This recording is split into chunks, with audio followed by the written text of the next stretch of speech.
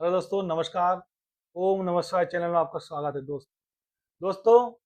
अधिकतर लोग रावण के एक पुत्र मेघनाद के बारे में तो जानते हैं कि मेघनाद बड़ा ही बलशाली था, इंद्र को हरा दिया था। लेकिन कोई ये नहीं जानता कि मेघनाद से भी ज्यादा बलशाली रावण का एक पुत्र और था। जो मेघनाद, तो उसके सामने कुछ था ही नहीं, वो इतना बलशाली था। और वो था नारंतक।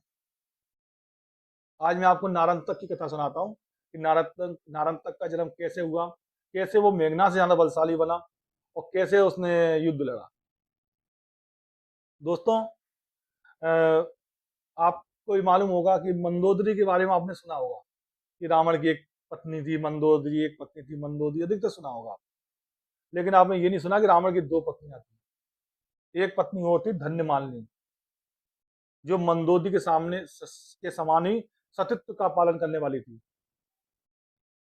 और पति को भगवान मानती थी। वो थी धन्यमालिनी। मंदोदरी के दो बलशाली पुत्र मेघनाद, अक्षय, जो ये बलशाली पुत्रों में गिनती होती है। लेकिन उसके धन्यमालिनी के चार पुत्र थे, चारों वही बलशाली थे। जिसमें पहला नारंतक, दूसरा देवांतक, तीसरा तिसरा और चौथा अतिकाय।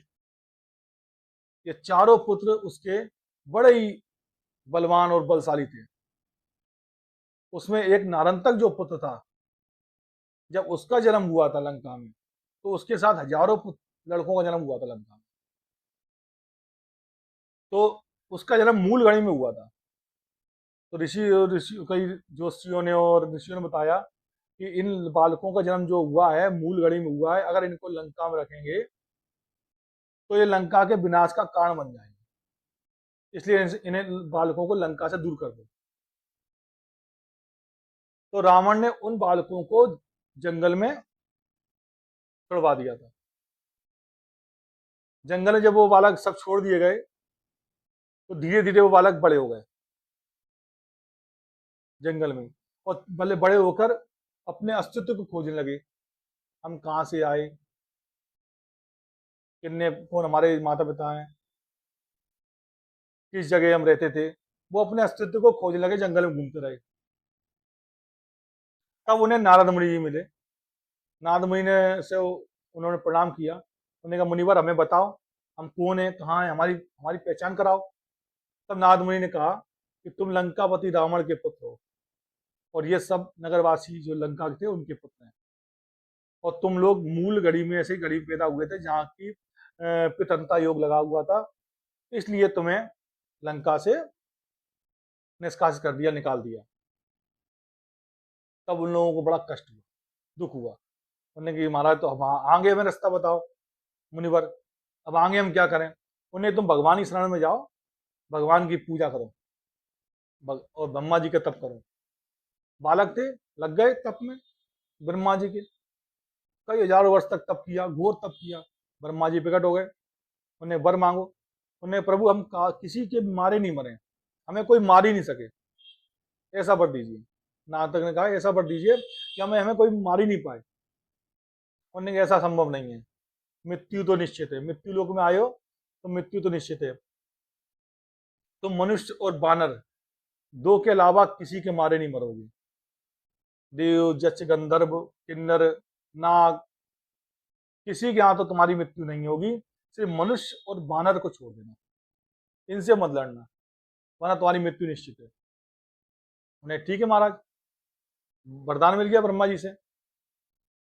जब ब्रह्मा जी से वरदान मिल गया तो उन्हें और घोर तप करके अस्त्र शस्त्र प्राप्त किए, और उन्होंने सीधा देवताओं पर अटैक कर दिया। आने आने गति तो उनको आई गई, कहीं भी जाना आना तो उनके संभव हो गया। असुर थे, माया थी उनके पास पहले ही, माया तो जन्म जाती थी उनके पास थी। माया भी परिवार ने जन्म लिया तो उन्होंने रावण के पुत्र थे। सबसे पहले उन्होंने देवताओं पर अटैक किया और देवताओं को हरा दिया। देवासुर संग्राम में विजय हुए। देवता तो भग गए कंदराओं में, छुप गए जाके, और उन्होंने स्वर्ग पे राज कर लिया। फिर वहां से नारद तक ने रावण को खबर भेजी कि आपका पुत्र स्वर्ग पे राज करके बैठा है। तब रावण को मालूम हुआ कि धरती रावण की, पाताल लोक उसके भाई यही रावण का, और आकाश नारायण तक का, यानी तीनों लोग रावण के हो गए थे। एक समय ऐसा आया था जब तीनों लोग रावण के हो गए थे। जब राम और जब रावण सीता जी का हरण कर ले गया और जब राम रावण का युद्ध हुआ तो उसमें सभी योद्धा रावण के मारे गए, यहां तक कि मेघनाथ ही जब मर गया तब रावण ने नारंतक को बुलाया सहायता के लिए, और नारंतक अपनी पूरी सेना के साथ रावण से युद्ध राम से युद्ध करने के लिए, राम की सेना से युद्ध करने के लिए आ गया स्वर्गलोक से। उसने कहा, उसने रावण से पूछा, उसने कि इस तरह युद्ध चल रहा है, मदद करो। तो वो अपनी सेना सहित बंदरों वानर सेनाओं पर टूट पड़ा, घोर युद्ध हुआ। उसने कई वानर वानर सेनापतियों से और वानरों को की हत्या कर दी। राम जी ने देखा ये तो बहुत बड़ा योद्धा है, कौन है ये? तो उन्हें विभीषण से पूछा, तब विभीषण ने नारायण तक की पूरी कथा भगवान राम को सुनाई कि ये मूल, क्योंकि रावण विभीषण को बीज मंत्र आता था।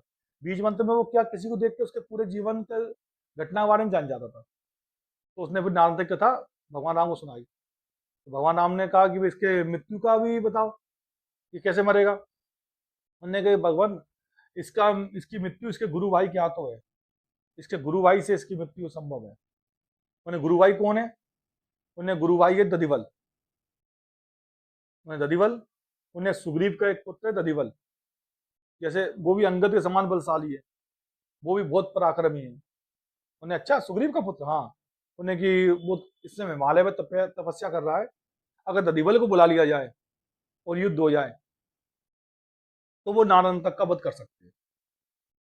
दधिवल भी अंगद के समान ही बलशाली था, अंगद से ज्यादा बलशाली दधिवल था। लेकिन जो कि बाली और सुग्रीव का जब विवाद हुआ तो दधिवल चला गया तपस्या करने, ये विवाद में हाथ ही ना लेंगे, हम तो तपस्या करने जा रहे हैं। वो चला गया तपस्या करने। वो भगवान की भक्ति में शुरू से ही लगा हुआ था, बचपन से भगवान की भक्ति, राम की भक्ति में शुरू से ही अपने आप को उसने समर्पित कर दिया था। तो राम जी ने हनुमान जी को भेजा, वो पहुंचे, दधिवल तपस्या कर रहा था। जब हिमालय पर हनुमान जी पहुंचे, उनने हनुमान जी ने दधिवल को प्रणाम किया और कहा कि भाई इस तरह से भगवान राम ने आपको बुलाया। दधिवल ने, अरे मेरे इष्ट ने मुझे बुलाया। तत्काल दधिवल राम जी के पास युद्ध भूमि में आ गए। उन्होंने कि भगवान राम को प्रणाम किया, प्रभु मेरे लिए कोई आज्ञा? उनने किस तरह से युद्ध ये नारन तक से करना है तुम्हें? तो दधिवल तैयार हो गया। जब वो नारन तक के सामने आया तो दोनों गुरु भाई एक दूसरे के गले लग गए।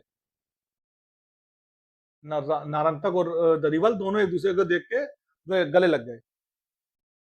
तो गुरु भाई थे दोनों। तो नारंतक ने अपनी स्थिति बताई, दधिवल ने अपनी स्थिति बताई। तो दधिवल ने कहा तुम एक काम करो, नारंतक से कहा तुम भगवान राम की शरण में आ जाओ तो तुम्हारा उद्धार हो जाएगा। लेकिन नारंतक नहीं माना, उन्हें नहीं। और नारंतक भी बहुत बड़ा योद्धा था ही। तो दधिवल और नारंतक का युद्ध शुरू हो गया, जिसमें दधिवल ने अपनी पूंछ से लपेट के नारंतक को आकाश से ले जाके धरती जब पटका तो नारंतक के प्राण पखेरु उड़ गए।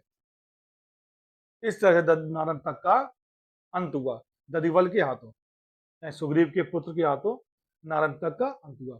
इस तरह से नारंतक की कथा पूरी हुई। तो रावण का ये पुत्र भी मेघनाद समान बलशाली था, स्वर्ग जीत चुका था, देवताओं को हरा चुका था। तो दोस्तों ये पूरी कथा नारंतक की थी और दधिवल की थी कि दधिवल ने किस प्रकार से नारंतक का वध किया और फिर जाके भगवान राम की आराधना में, भगवान राम से आशीर्वाद लेके फिर भगवान राम की आराधना में लग गया। और भगवान राम ने जो भी राक्षस जो भी मरते थे, भगवान राम सबको मुक्त कर देते थे, सबको मुक्त आत्मा को अपने में लीन कर देते थे। तो भगवान राम ये सोचते थे कि जो भगवान राम के भक्त हैं वो तो भक्तिवश भगवान राम को पूछते हैं, और जो शत्रु हैं वो शत्रुतावश भगवान राम का भजन करते हैं। जैसे कोई शत्रु होता ना, किसी को शत्रु मानता है तो दिन में उसके बारे में सोचता रहता है।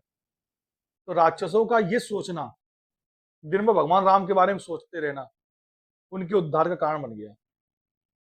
क्योंकि वो दिन भर भगवान राम के बारे में सोचते रहते कि भगवान राम को कैसे हराएं, भगवान राम को कैसे मारें, भगवान राम को कैसे परेशान करें।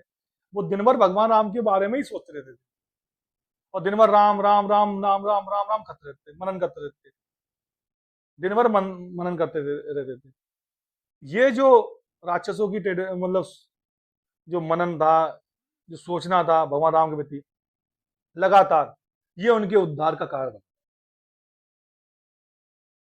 एन केन प्रश्न किसी रूप में भगवान को भजना, चाहे प्रेम से चाहे सत्ता से, अगर आपने भगवान को भजा है तो आपके भगवान आपको अपनी शरण में ले लेते हैं। ठीक है दोस्तों, तो कमेंट्स करिए। अगर आपको कोई अच्छा सा कोई अच्छी हमारे मेरे लिए कोई जानकारी हो तो कमेंट्स करें, मेरा भी ज्ञान बढ़ेगा थोड़ा बहुत। शेयर करें, लाइक करें और सब्सक्राइब करें, जिससे आगे भी आपको अच्छी अच्छी कोई कथाओं की जानकारियाँ मिलती रहेंगी। हम लोग आपस में एक दूसरे को शेयर करते रहेंगे। तो कमेंट्स का विशेष ध्यान रखेंगे। अगर कोई अच्छी बात हो, अच्छी जानकारी हो, अगर कथा अच्छी लगी हो तो कमेंट्स करेंगे अच्छी है, और अगर नहीं अच्छी लगी हो तो वैसे बता दें, कोई दिक्कत नहीं। बस लेकिन इसी तरह से प्यार करते रहना दोस्तों। धन्यवाद दोस्तों।